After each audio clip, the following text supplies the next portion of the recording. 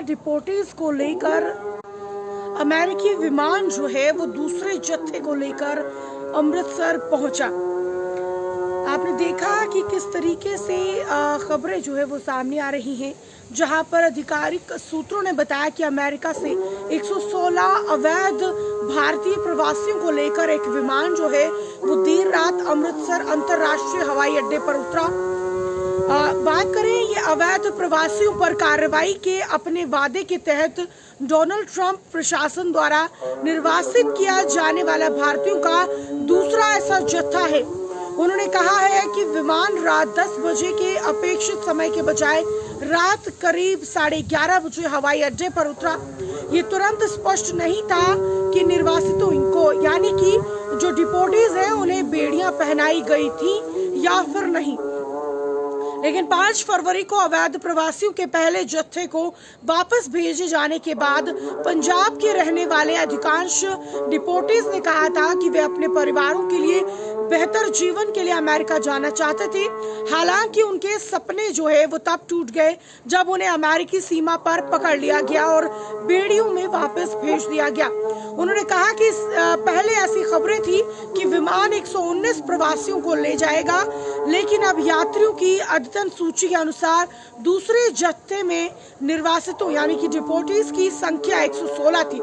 सूत्रों के अनुसार जो है बात करें यहाँ पर अधिकांश जो डिपोटीज हैं वो 18 से 30 वर्ष की आयु के हैं।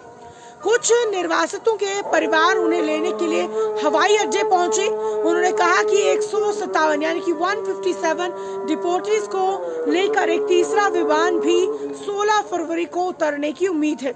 5 फरवरी को 104 अवैध भारतीय प्रवासियों को लेकर एक अमेरिकी सैन्य विमान की अगर हम बात करें तो जो है बात करें हवाई अड्डे पर उतरा। उनमें से 33 हरियाणा और गुजरात से 30 पंजाब से थे।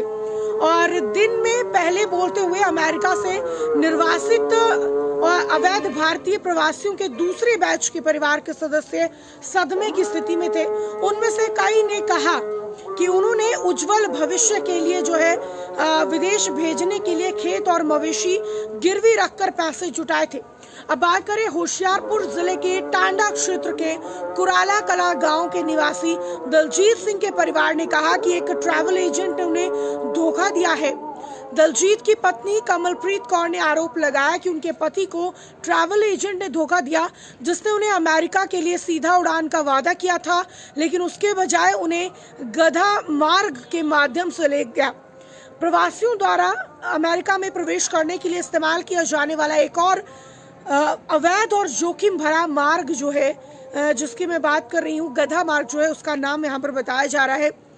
अब साथ में बात करें कि अब निर्वासन का सामना जो है वो कर रहे हैं, यानी कि जितने भी प्रवासी अमेरिका जा रहे थे और जो अवैध मार्ग से जा रहे थे अमेरिका में प्रवेश करने की कोशिश की, उन्हें अब जो है निर्वासन का सामना करना पड़ रहा है।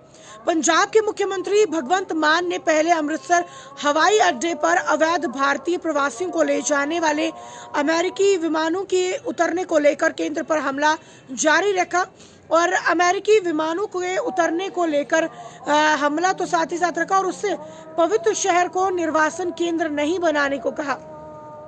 भगवंत मान ने अमृतसर में अंतर्राष्ट्रीय हवाई अड्डे का दौरा किया और कहा कि उनकी सरकार ने निर्वासित लोगों के दूसरे बैच में पंजाब के निवासियों को उनके गृह नगर ले जाने की व्यवस्था की है। साथ में बात करें, मुख्यमंत्री ने कहा कि उनके प्रशासन ने हरियाणा से निर्वासित लोगों को उनके गंतव्य तक पहुंचाने की भी पेशकश जो है की है।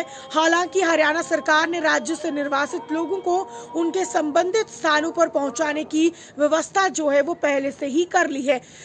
लेकिन बात करें कि सभी निर्वासित लोगों के लिए भोजन की भी व्यवस्था की गई है। अब बात करें कि अमृतसर हवाई अड्डे पर पत्रकारों से बात करते हुए मुख्यमंत्री ने केंद्र पर अपना हमला जारी रखा और कहा हमारे पवित्र शहर को निर्वासन केंद्र ना बनाएं। ये भी कहा कि अमृतसर स्वर्ण मंदिर, दुर्गियाना मंदिर, राम तीर्थ मंदिर, जलियांवाला बाग और गोविंदगढ़ किले के लिए जाना जाता है। और उन्होंने कहा कि देश में कई एयरबेस हैं और अप्रवासियों को ले जाने वाले विमान उनमें से किसी एक पर उतर सकते हैं।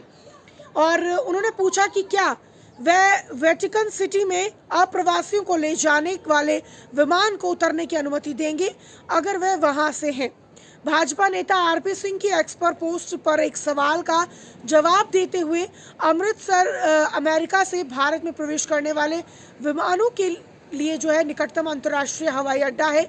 मान ने आश्चर्य जताया कि उस मामले में केंद्र ने शहर से अमेरिका के लिए उड़ान सेवाएं क्यों नहीं शुरू की, जो कि राज्य सरकार की मांग है।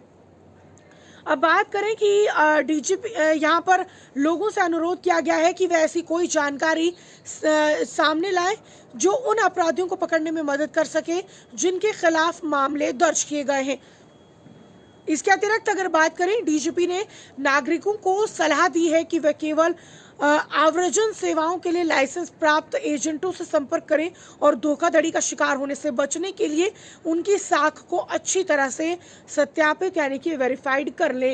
बात करें कि जो इल्लीगल तरीके से अमेरिका पहुंचे हुए भारतीय नागरिक थे, उनकी मैं बात कर रही हूं, जिन्हें अमेरिका द्वारा कार्यवाही करते हुए जो है भारत वापस भेज दिया गया, जिसमें बताया जा रहा था कि उन्हें बंदी बनाकर बेड़ियों में भेजा गया। लेकिन इस बात की पुष्टि बिल्कुल नहीं की जा रही है कि ये बात किस हद तक सही है और किस हद तक गलत है। लेकिन साथ में बात करें कि जो ये प्रवासी हैं जो इल्लीगल तरीके से अमेरिका जाने की कोशिश कर रहे थे, अब उनमें से ज़्यादातर लोगों का ये कहना है कि हमें ट्रैवल एजेंट्स जो है उन्होंने यहाँ पर धोखा दिया था, हमसे काफ़ी मोटी रकम जो है वो ली गई, जहाँ पर हमने खेत, अपने माल मवेशी गिरवी रखे और उसके बाद ये बड़ी रकम जो है वो चुकाई थी, लेकिन हमारे साथ धोखा हुआ है।